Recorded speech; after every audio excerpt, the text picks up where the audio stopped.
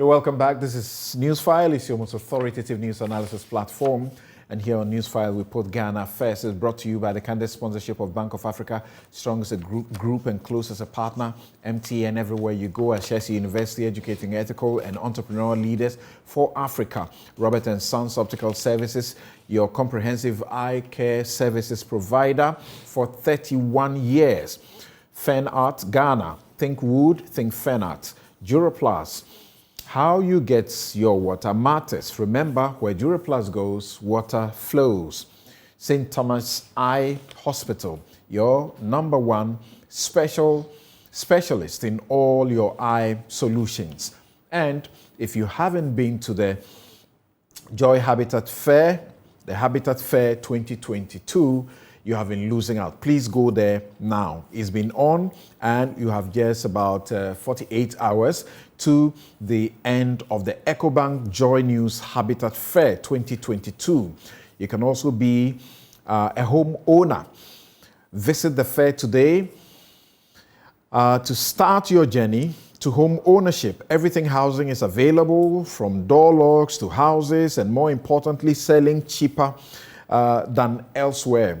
In the course of the week, I was following, and I got attracted to some security cameras that they have there. So from here, I'm going to see if I can get one of that for myself. So everything housing is available there. Visit the Habitat Fair today at the Accra International Conference Center, and you will not regret. It is on until 8 p.m. EcoBank Joy News Habitat Fair. Where you live matters. And the Honorable MP for Bolga Central is still here with us, and he's joined by Godfred Kujo, Head Credit Reporting Unit, Financial Stability Department, Bank of Ghana. And let me go to Godfred right away. Thank you so very much for your patience. We have very little time left, but we felt it is important that you can assist the public on the back of the statement you issued on the 19 firms, so that they avoid dealing with them or any such entities, so they don't get into the circumstances that led us to the collapse of many of these institutions. So please help us out. How do we avoid these institutions? Okay, thank you very much, Samson, and a good morning to your listeners. I'm very grateful for having me. We are also very grateful for the support you grant the Bank of Ghana in our financial literacy efforts in trying to draw the public's attention to some of these unlicensed activities within our space. So going straight to your question. So what we noticed, and after quite a number of unlicensed institutions have come up in the past, what we have done within about 5 supervisory departments is to try and monitor the market. So we have some market surveillance within the supervisory department, where we scan the market to find out what is happening in terms of entities that are not licensed or do not have our license and then intend to do any of our banking businesses. And in this case, we're looking at either deposit taking or providing loans or engage in any payment services. And so it is out of these surveillance that we identified quite a number of institutions that operate in various platforms, largely on social media, on mobile applications, on the internet, that are operating or providing some form of lending, or they are providing loans. And as you are aware, the business of lending is a heavily regulated environment. And so if you intend to engage in lending, giving money as loans at an interest rate, expecting repayment, then this activity has to be licensed. And so these institutions, as you are scrolling down the screen, are institutions that largely they are even faceless. You can't even identify. They don't have physical presence, and that operates on these various platforms that we identified. And largely also their modus operandi is something that is of concern to us, where their customers or the general public are abused in terms of repayment if they fail to repay and all that. So we thought that we needed to draw the public's attention to these unlicensed activities whilst we deal with them. But I think that it is the public that will motivate them to even continue doing these activities. And so we thought it wise to put their names out so that everybody who comes across them will know that their activities are illegal, they are unlicensed, and for that matter, they would have to avoid them. So this is the reason why we put out. Yes, in your release, you said that these entities they are involved in providing loan services without license, like you just said. So why don't you, as it were, get them off the market completely? That's something that's a very difficult thing to do.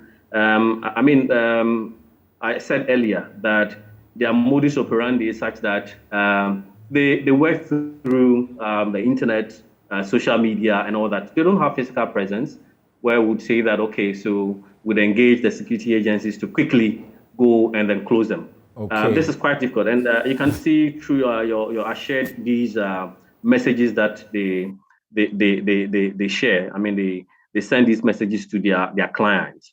Everything is largely so you don't even know them. These are faceless individuals. And so it is very difficult. But like I said, what a bank is doing is liaising with the security agencies, where we are going to go through some implementation strategies to ensure that even though they don't have physical presence, we'll have a way of getting them off our system. But like I said, it will be very difficult to do that now. But the very first thing to do is to alert the public, and that's what we sought to do. Okay, thank you very much. And Isaac, just a minute or so, what can you say about this? And we understand that, for example, the EOCO boss's comments, Mame Tiwa Adodankwe's comments that a portion went public. Well, she's explained to some of us that it was out of context. That's not what she meant. In any case, they are not the ones prosecuting NAM1, so she couldn't be saying that NAM1 could not be prosecuted. But she reveals that they have been paying attention on some of these things, and they actually found that Men's Gold had set up again, and they had to, as it were, crack the whip on them. What do you think will lead people to still go into this sort of investment or entities, especially after this meltdown? Yes, it's important that this warnings has been said. But like I was speaking to you off camera, right? We have a financial system that was structured to deal with different segments of the market. So those who can deal with the banks go to the bank. There were those who will go to savings and loans, microfinance, and the rest. Now, all those institutions have been wiped off. And these people cannot have access to the monies they were getting with these institutions. So somebody is standing by the side and offering some attractive enticement, and then they go for it. As wrong as it is, we need to be making sure that we revive the formalized process for these people to have access to the savings and loans and the microfinance institutions so that they don't fall prey to unregulated entities. I've received text messages from people.